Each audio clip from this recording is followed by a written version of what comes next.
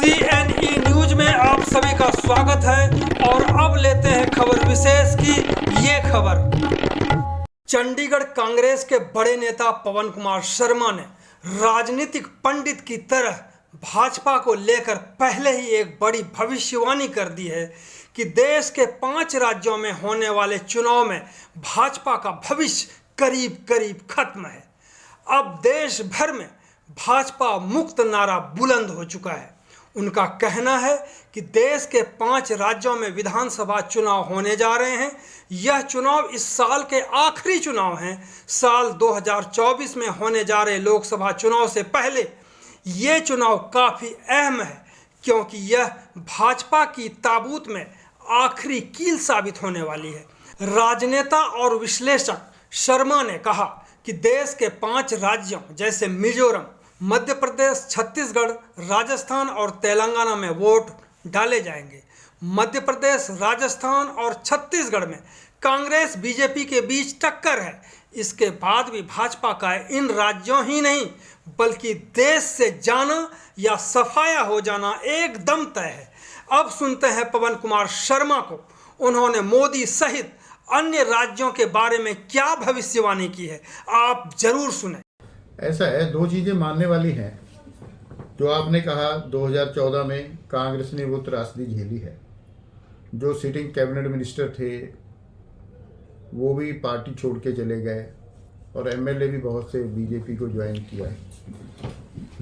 आज ये सेम परिस्थिति बीजेपी के साथ क्यों हो रही है, इससे ज़्यादा क्यों हो रही है, इसका कारण जो आज मैं महसूस करता हूँ, कांग्रेस तो कैडर बेस्ड पार्टी नहीं थी, बीजेपी तो एक कैडर बेस्ड पार्टी है। बीजेपी के पीछे आरएसएस का एक कैडर है। उसके बावजूद कैडराइज लोग पार्टी क्यों छोड़ रहे हैं, ये वाकई एक महत्वपूर्ण विषय है। कम से कम 8 और 10 एमएलए बीजेपी के, शायद इससे ज़्यादा भी हों, एमपी में कांग्रेस ज्वाइन कर चुके हैं और बीजेपी छोड़ चुके हैं, जिसमें 1-2 कैबिनेट मिनिस्टर भी हैं जो वो भी छोड़ चुके हैं। छत्तीसगढ़ में सेम रेपिटेशन हुआ है और जयपुर में भी हुआ है, राजस्थान में भी हुआ है। उसके अलावा जहाँ केसीआर साहब सीएम हैं, तेलंगाना में भी ये चीज़ें हुई हैं। इसके पीछे एक बात है कि जो बीजेपी कहती है कि हमारी पार्टी में इनर डेमोक्रेसी है, ये है, वो चीज़ है, ये ख़त्म हो रही है। कोई इनर डेमोक्रेसी नहीं है, वहाँ एक ही डेमोक्रेसी है। जो मोदी को चाहता है वो बीजेपी में है, जो मोदी को नहीं चाहता वो बीजेपी के बाहर है। अभी तो ये 5 स्टेटों का चुनाव है, इसमें देखने को मिला है। मणिपुर में नहीं, जो नॉर्थ ईस्ट में जो इलेक्शन हो रहा है, वहाँ का जिनको एलाई था उसने साफ तौर पे कहा कि मोदी जी आप इलेक्शन प्रचार करने के लिए ना आइए, आपके साथ लोग नाराज होंगे। और ये आप मज़ेदार बात है कि मोदी जी वहाँ इलेक्शन प्रचार करने नॉर्थ ईस्ट में नहीं गए। तो इन चीज़ों से तो साफ जाहिर है कि बीजेपी का एक तरह से विक्टिम जो है वो अभी से शुरू हो चुका है 5 स्टेटों के इलेक्शन में।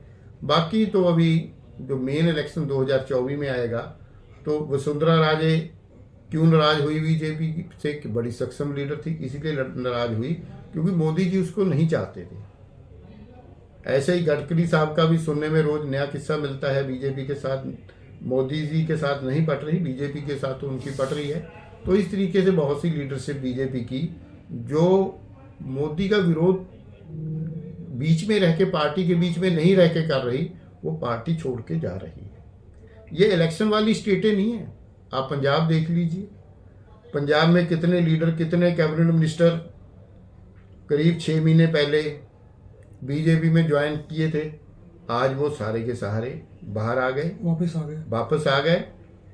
जाते ही हुए उन्होंने कांग्रेस को गालियां दी थी, आते हुए उन्होंने बीजेपी को गालियां दी। एक तो बात यह है कि पॉलिटिशियन की क्रेडिबिलिटी कहाँ है, ये बात मानने वाली है। दूसरा जो एक हुआ था कि बीजेपी तो कैडर बेस्ड पार्टी है, बड़ी डिसिप्लिन पार्टी है, मेरा ख्याल है इससे बुरा किसी पार्टी का हाल नहीं हुआ जो बीजेपी का हो रहा है। और आज बीजेपी जो बात करती थी कि हम कैडर बेस्ड पार्टी हैं, कैडर के बिना टिकट नहीं देंगे, जो पार्टी में कैडर में रहा है उसको टिकट देंगे। जिन लोगों ने 5-5 घंटे पहले दल बदला है राजस्थान में, क्या बीजेपी ने उनको टिकट नहीं दी? जिनको कांग्रेस ने रिफ्यूज किया टिकट से, बिल्कुल, आज वो बीजेपी के कैंडिडेट नहीं है, वो आज बीजेपी के कैंडिडेट हैं। कहाँ गया कैडर बेस, कहाँ गया आरएसएस? सही मायनों में बीजेपी ने आरएसएस को खत्म किया है। ये बीजेपी भी मानती है, जो एमपी है वो हिंदू राष्ट्र की प्रयोगशाला मानती है बीजेपी को। बीजेपी एमपी को हिंदू राष्ट्र की प्रयोगशाला कंसिडर करती है। यदि इस इलेक्शन में प्रयोगशाला में बीजेपी का प्रयोग फेल हो जाता है तो 2024 का असर क्या होगा? उससे पहले हो चुका है। हिमाचल देवभूमि है पूरी। मैं ये कहता हूं कि 99% हिंदू स्टेट यदि कोई है तो वो हिमाचल है, बिल्कुल, जहां माइनॉरिटीज बिल्कुल नहीं है। वहां बीजेपी को हराया गया, बीजेपी को साफ किया गया। एक बात क्लियर हो रही है, बीजेपी कांग्रेस मुक्त भारत की बात कर रही थी, आज बीजेपी कैडर सोच रहा है कि ये बीजेपी मुक्त भारत तो नहीं होने जा रहा, ये किस दिशा में जा रहा है। मैंने ये क्लियरली डिफाइन किया कि जो 2014 में कांग्रेस की स्थिति थी उससे माड़ी स्थिति आज बीजेपी की है, क्योंकि एक कैडर बेस्ड पार्टी जो आरएसएस से शुरू होती है तो उसका ये असर हो रहा है। चुनाव में ये लोग कहते हैं जी ये कठपुतलियां हैं, जो कॉन्स्टिट्यूशनल ऑर्गेनाइजेशन है हिंदुस्तान में, वो कठपुतलियां साबित हो चुकी हैं। जो तजारा ही कॉन्स्टिट्यूंसी है ना, उसमें जो बयान दिया है उनके फॉर्मर जो एमएलए का इलेक्शन कंटेस्ट किए थे, तो उसने साफ कहा है कि गुरुद्वारे, मस्जिदें और मदरसे हमारे लिए नासूर साबित होंगे। तो उस समय यूपी का चीफ मिनिस्टर, जिसको ये वुड बी प्राइम मिनिस्टर कहते हैं, उस समय स्टेज पे तालियां बजा रहा था और जो कैंडिडेट था वो भी तालियां बजा रहा था। यदि इलेक्शन कमीशन नाम की चीज होती तो मेरा ख्याल है वहां पर्चा अब तक दर्ज हो चुका हुआ। ये बात ठीक है, उसने सिखों से माफी मांग ली कि मैं गुरुद्वारे कहना नहीं चाहता था।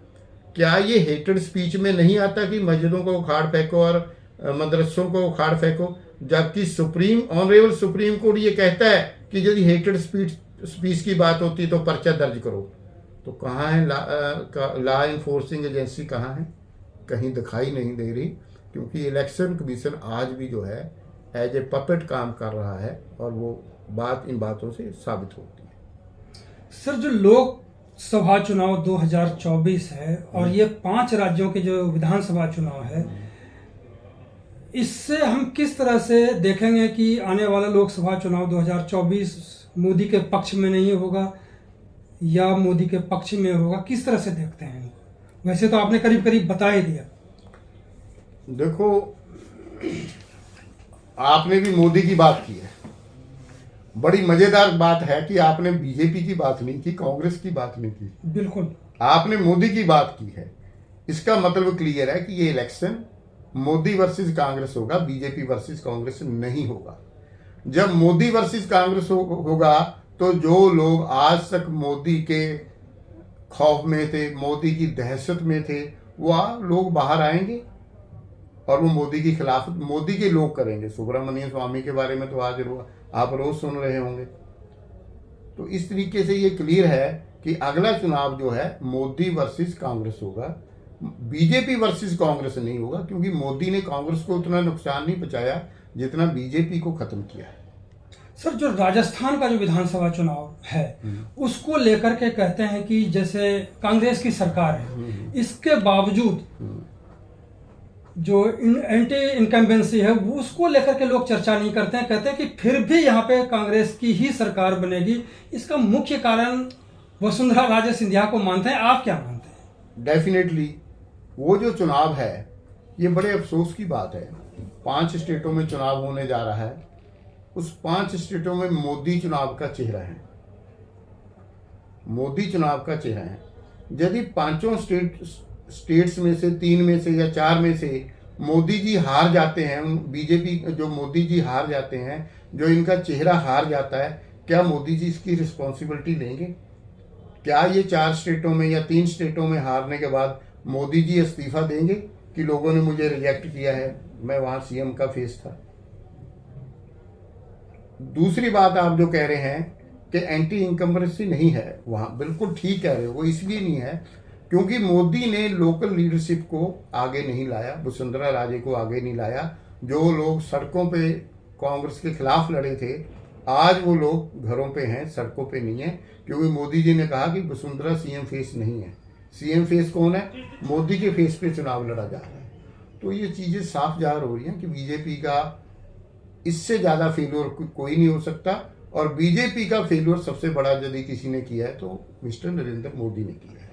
दूसरी बात सर, जो मध्य प्रदेश का जो विधानसभा चुनाव है, वहां पे कांग्रेस कितनी मजबूत स्थिति में, अगर मजबूत स्थिति में है कांग्रेस, तो क्या जो कमलनाथ साहब जो चीफ मिनिस्टर थे, उनके साथ जिस तरह से हुआ, उसके विरोध में लोग हैं, या जो अभी वर्तमान मुख्यमंत्री हैं उनको लेकर के विरोध है और इसका फायदा कांग्रेस को मिलेगा? देखो, विरोध मोदी की नीतियों का है, मैं फिर कहूंगा बीजेपी की नीतियों का नहीं।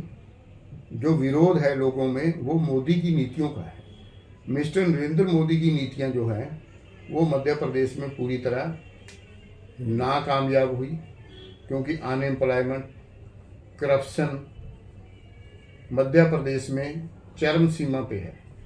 जहां तोमर साहब लड़ रहे हैं उस सीट पे किसान इतना नाराज है, यदि मिस्टर तोमर हार जाता है, जो कि मोदी जी का ब्लू आइड बॉय भी है और मोदी जी की कैबिनेट में बहुत ऊंचा स्थान रखते हैं, यदि ये लोग हार जाते हैं तो मोदी जी को इस जो 5 नवंबर या जब भी ये इसका रिजल्ट डिक्लेयर होने, तो मोदी जी को खुद ही इस्तीफा देना चाहिए, क्योंकि मोदी जी की जो सियासत है एक तरीके से वो बुरी तरह फेल हुई है। उससे नेशन को भी बहुत नुकसान हुआ है, उससे आम लोगों को भी नुकसान हुआ है। आप पत्रकार हैं, याद कीजिए, पूरे वर्ल्ड में मंदी थी, मनमोहन सिंह जी प्राइम मिनिस्टर थे, हिंदुस्तान में ना मंदी थी ना अनएम्प्लॉयमेंट थी, दोनों चीज़ें नहीं थी।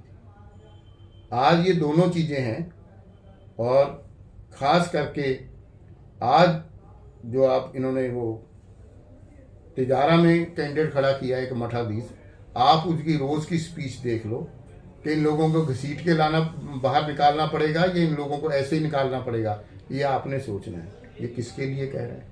क्या ये हेटेड स्पीच नहीं है?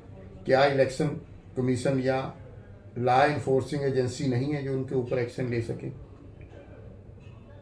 मोदी जी के खिलाफ बाहर तो रिवोल्ट होगा या न होगा, बीजेपी के भीतर मोदी जी के खिलाफ बहुत बड़ा रिवोल्ट चल रहा है और वो जल्दी सामने आएगा। अब सर छत्तीसगढ़ है, 2 राज्यों की बात आपने कहा, क्योंकि नॉर्थ में है और इसी से लोकसभा चुनाव जो है इस पर ज्यादा प्रभाव पड़ेगा। छत्तीसगढ़ की क्या स्थिति देखते हैं? कांग्रेस कहाँ है, भाजपा कहाँ है? छत्तीसगढ़ में जो पहली 20 सीटें हुई, 20 सीटों का जो पोस्ट इलेक्शन सर्वे आया है, वो 20 सीटों में से 18 सीटें कांग्रेस को देगी, और उन सीटों में यदि जो इनका मेन कैंडिडेट रमन सिंह है, यदि डॉक्टर रमन सिंह हार जाता है तो बीजेपी की क्या स्थिति होगी आप अंदाजा लगा सकते हैं। जो पहला अभी तक इलेक्शन हो चुका है, 20 सीटों का इलेक्शन हो चुका है। सर लास्ट में एक क्वेश्चन है चंडीगढ़ को लेकर। हाँ बिल्कुल, मैंने फेसबुक पर देखा कई लोगों के बीच में चर्चाएं हुई कि जितने भी बीजेपी के लीडर थे, चाहे वो सत्यपाल जैन साहब हों, संजय टंडन हों, किरण खेर हों, और भी कई लीडर हैं, अरुण सूद वगैरह, सभी एक टेबल पर दिखे। इसका क्या मैसेज देने की कोशिश की गई है? ऐसा है, लोकसभा चुनाव 2024 नजदीक है। देखो, लोकसभा 2024 नजदीक है। बीजेपी को पता है कि चंडीगढ़ में उसकी कोई उपलब्धियां नहीं हुई है। उसके मामले में बिल्कुल बता दूं, 3-4 चीजों को बीजेपी लेकर चली थी। प्राइम मिनिस्टर आवास योजना, लोगों से इन लोगों ने घर घर जाके फॉर्म भराए थे कि आपको मकान दिया जाएगा। आप मुझे कोई सेक्टर, कोई एरिया बता दें जहां प्राइम मिनिस्टर आवास योजना के 4 फ्लैट बने हों। आप बता दीजिए, आप चंडीगढ़ में रहते हैं, पत्रकार भी हैं। देखा नहीं है ना। Prime minister Awas Yojana totally fail हुई। एक गांव की समस्या थी, ये कहते थे कि हम लाल लकीर को बढ़ाएंगे, लाल लकीर के बाहर बने मकानों को रेगुलराइज करेंगे। तो उस मामले में ये बता दें, इनका एक भी काम हुआ? 1% भी काम हुआ हो? आपने दड़ुआ गांव देखा होगा, रेलवे स्टेशन वाला, जहां वो लाल लकीर है वो 100 घरों में है। सिर्फ लाल लकीर का एरिया ओनली 100 हाउसेज है। 100 हाउसेज के बाहर जो सारी कंस्ट्रक्शन है वो आउटसाइड द रेड लाइन है। इवन इनके लीडर्स के घर भी आउटसाइड द रेड लाइन है, जो बीजेपी में रहते हैं। और कम से कम भी 10,000 मकान आउटसाइड रेड लाइन है, और ज़्यादा से ज़्यादा 100 मकान या 150 मकान रेड लाइन के अंदर है। यही दूसरे गांव का हिसाब है। आप बता दीजिए, इन्होंने कोई किया हो, रेड लाइन का मसला हल किया हो, या लोगों को उनको लीगल राइट्स दिए हों, कुछ किया हो? एमपी से भी मुलाकात करना लोगों के लिए बहुत मुश्किल काम हो गया था। ऐसा है, मैं फिर वही, सेलिब्रिटी का मतलब क्या होता है? गुरदासपुर में भी एक सेलिब्रिटी साहब आए थे, अब उन्होंने हाथ जोड़ दिया कि मैं अगला इलेक्शन नहीं लड़ूंगा। गुरदासपुर में सन्नी देओल की बात करते हैं, उन्होंने खुद कहा मैं गुरदासपुर का अगला इलेक्शन नहीं लड़ूंगा। उनके पिताजी भी नहीं लड़े। जो सेलिब्रिटी हैं वो उतनी देर एंजॉय करते हैं जब वातावरण अच्छा होता है, एटमॉस्फेयर ठीक होता है। जब सेलिब्रिटी को ये लगता है कि अगला माहौल खराब है, तो सेलिब्रिटी खुद ही पीछे हट जाती है। यही चंडीगढ़ की स्थिति है। यहाँ तो पीछे नहीं हट रहे, यहाँ तो एमपी साहिबा जो है लगातार उद्घाटन में जा रहे हैं, तो इसका मतलब पूरा मैदान में डटी हुई। मैं कह रहा हूँ कि यदि एमपी साहिबा को टिकट मिले तो इससे ज़्यादा खुशी की बात कांग्रेस के लिए दूसरी नहीं हो सकती। फिर कोई भी कांग्रेस के उम्मीदवार जीत सकते हैं, कोई भी हो, तो कोई भी हो वही जीतेगा। तो आपने सुना कांग्रेस के वरिष्ठ नेता पवन शर्मा जी को, जिन्होंने बताया कि 5 राज्यों में जो चुनाव हो रहे हैं विधानसभा के, उससे पता चलेगा कि लोकसभा चुनाव 2024 में भाजपा का क्या होने वाला है। धन्यवाद बॉस, आपका बात करें। CNE न्यूज के साथ बने रहने के लिए आप सभी का बहुत बहुत धन्यवाद।